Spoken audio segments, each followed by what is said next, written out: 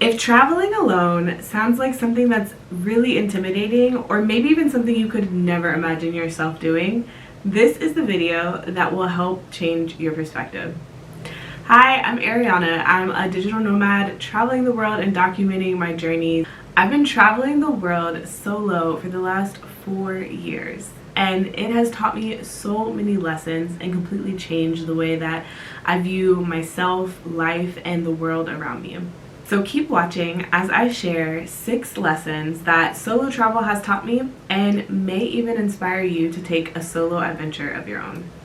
If you're anything like me, one of the most intimidating things about traveling alone is dealing with language barriers. Believe it or not, I actually was quite scared to come to Asia. I know. I've been living here in Vietnam now for several months, and I've traveled through Asia for the last year and a half. I had grown really comfortable traveling around Latin America because I speak Spanish, and so I could get by and navigate fairly easily. I also found that in European countries, I could usually find someone that spoke English or could get by with Spanish as a backup because it's similar to a lot of languages like Portuguese and Italian. But this side of the world was a completely different ballgame. Not only are the languages so different from what I'm accustomed to, but sometimes the alphabet is completely unrecognizable for me. My biggest fear was getting lost and not being able to understand anything or anyone around me. But solo travel has taught me that just because something is unfamiliar doesn't mean that I need to be afraid of it. When I've found myself in a situation where there is a language barrier, there always is some sort of workaround. Obviously, you can use Google Translator and different apps to help communicate in situations like those, but there are times where you may not have data, or there's no signal, or maybe things are just happening so fast that there's not really enough time to use a translator. And in situations like those, I've found that people will still work with you. People are willing to do charades and act things out or point to pictures. And when all else fails, they really will run to find someone who does speak English and can work as an interpreter between the two of us. So while unfamiliar things can be scary, it's just another challenge that you will figure out while traveling solo. So getting over the fear of the unknown is one step, and actually booking the flight is the next. But then it's a whole nother thing to actually get to where you're going, because you can still find yourself struggling. I learned this firsthand when I went to Kuala Lumpur. I had been traveling through Asia and had decided to go home for a visit. So my plan was to pass through Malaysia on the way back to the United States because it had the cheapest flights getting back to that side of the world outside of Kuala Lumpur. So I went there with the mindset of knowing that I'd only be in Malaysia for like 4 or 5 days. And it didn't hit me until I got there that I might have been homesick, because I was ready to get it over with. I was not there to enjoy anything about Malaysia, and my mindset really just wasn't in the right place to fully appreciate being in that destination. I was also working with a really difficult client at the time, and it had me working really crazy hours and being overwhelmed, so that contributed to me being a little stressed out too. But all this to say that no matter where you go, there you are, right? The mindset is just as important as the place that you're in. Solo travel really showed me that no matter how exciting or how beautiful a place is, you can't escape your mindset, especially when you're traveling alone. Solo travel is exciting and it's fun and it changes so much within you, but it's not going to fix anything that you're dealing with. That only comes through doing the inner work and healing and working through that on your own. Now, is it possible to do this while solo traveling? Absolutely. But it's good to realize this before you go to a destination, that you're not just going to magically be okay just because you're in a new place. Another big fear that comes to mind for people when they're thinking about solo traveling is often, what if things go wrong? And spoiler alert, they absolutely will. But the good news is you will be okay, and it's literally all part of the journey. Honestly, for myself, whether it was my first trip or like my 50th trip of traveling alone, I have run into issues. I've run into challenges that I've had to figure out on the spot. But what doesn't kill you really does make you stronger. You figure it out, you pivot, you learn to go with the flow and adjust in ways that you probably never thought you could until you've been put into those situations. Getting sick, getting lost, having a passport mishap, missing a flight, getting scammed. Honestly, it really comes with travel. It is all inevitable. And I say this because I've gone through most if not all of those. One experience that really stands out to me was when I made a trip to Santiago, Chile. Now at this point I had been traveling on my own for at least a good 2 or 3 years, and even still I felt like I made all the rookie mistakes when I got there. It was as if all of my travel experience had gone out the window. I didn't do my due diligence and check for holidays before booking my flight. So I ended up landing in Santiago on a huge holiday. Everything was closed. I also ran into a situation on the flight where I didn't have a way to charge my backup battery. I also hadn't taken the preparations necessary to charge my own phone beforehand, so I ended up draining a lot of my battery on the flight. So when I landed, I didn't have a backup battery. And again, I mentioned things were closed. I also didn't realize that they use a different type of outlet, so I had no way of charging my battery or my phone. And come to find out, the Airbnb that I booked didn't allow early check-in. Now I did reach out to the host before I got there, but it had been a lot of moving parts, and I didn't realize that she never responded. So I inquired about checking in early, but she never told me I could. And so I got there, and it turns out that the guest that was there before me hadn't checked out yet. So essentially I was stranded in the lobby of this apartment complex. No way to charge my phone, no way to charge any of my devices because, like I said, I couldn't plug into any of the outlets there. And everything was closed, and I was hungry, and it was a very miserable like 6 or 7 hours just waiting for stuff to open up. It wasn't fun. I'm not gonna lie to you. It was not fun. I did not enjoy it. But I can laugh at it now because I survived. And, you know, it was a lot of lessons learned. It was a good refresher on things that are just non-negotiables when it comes to preparing for a trip. Having things charged, making sure that I know what kind of outlet and sockets are used in the country that I'm going to. And looking up holidays before I get there so that I can prepare, you know, just be ready for anything that I come across. So the good news is that what doesn't kill you really does make you stronger. And though it may suck in the moment when things like that happen, it really is just one of the best teachers. You learn from it and you brush yourself off and keep going. That is the beauty of solo travel, because there's no one else around you to help you figure it out. You really do have to figure it out on your own, but you come out of it knowing that you are more than capable. And while travel mistakes can't be avoided, you can make your travel process smoother. I create destination-specific travel guides specifically for solo travelers. These are guides that I have designed from places that I have been to personally, and the lessons that I have learned, some tips that I would recommend, along with full 7-day itineraries that are curated to your travel style, so you can pick and play or even just follow along directly to make planning your itinerary smoother and going along with your trip easier. So if you're interested, be sure to check out the description box for the link to the Wanderbox. Another really intimidating thing for a lot of people about solo travel is legitimately just being solo, right? A lot more alone time, a lot of getting to know yourself and being with just you. But one thing that can be a game changer about trusting the process and going with the flow of solo travel is opening up to the idea that more people are on your side than out to get you.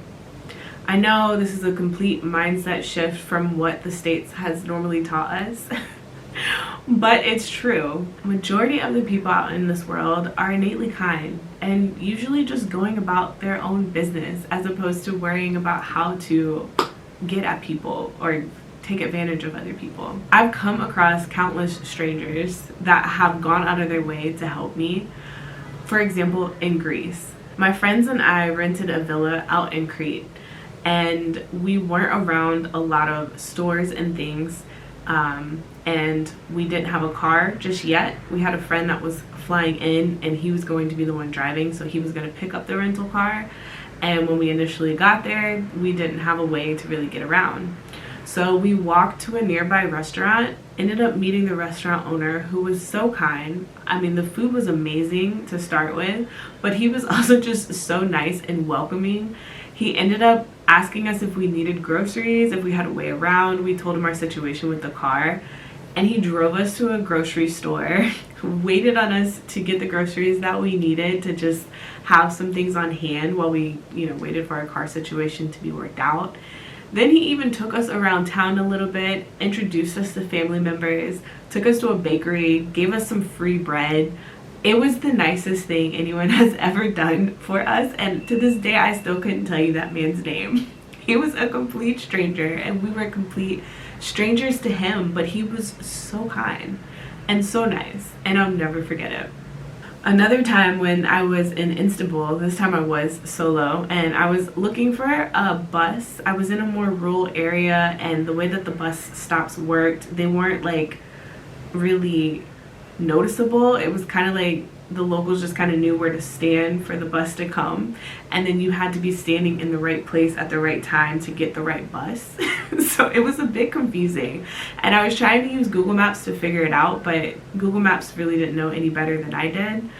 Long story short, I'm like walking up and down the street looking as lost as I feel, and this man comes up to me, doesn't speak a lick of English, but he basically was like trying to figure out if I needed help. And I told him, or gestured to him in what way that I could, that, I'm looking for a bus. And I showed him the particular bus, and basically he knew that he wasn't able to fully explain to me how to get to this bus. The bus stop that I needed was like down the road and like over the way. It was basically like a 10-minute walk in a different direction. So he took time out of his day to literally walk with me to the exact place that I needed to be. I was so blown away. And not only did he take time out of his day to do that, he also stood with me and waited until the right bus came to make sure that I didn't get on the wrong bus, because several buses passed by. He waited and made sure I got on the right bus. And then when I did, simply waved me goodbye, smiled, and went about his day. Y'all, I was blown away by the kindness. Like, if anything else, I was expecting, him to try and ask for my phone number or get me to buy something. But no. He just, from the kindness of his heart, wanted to make sure that I got to where I needed to go.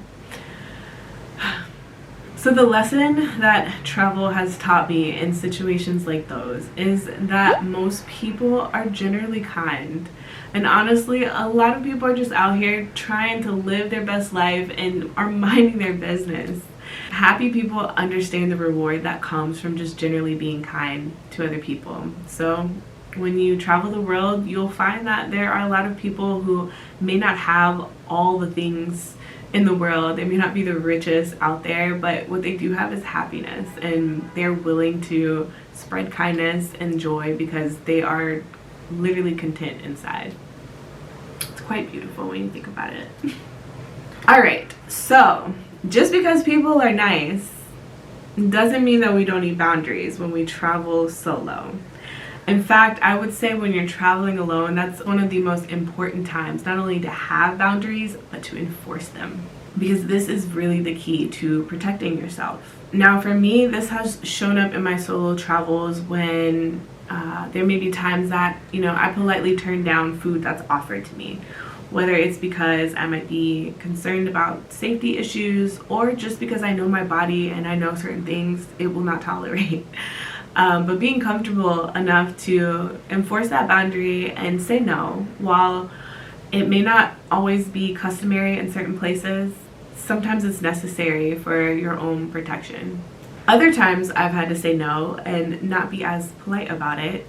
You might even call it being rude, but it's necessary. A time that comes to mind is any time that I've dealt with a cab driver who is asking invasive questions or is just crossing a line. Absolutely willing to say no, willing to cut off conversation and even be mean or be rude. Like, I think a lot of times, especially in the States, as women, we're taught that we always need to be nice. But solo travel has taught me that there are times when you don't need to be nice, and it's okay because your safety is more important.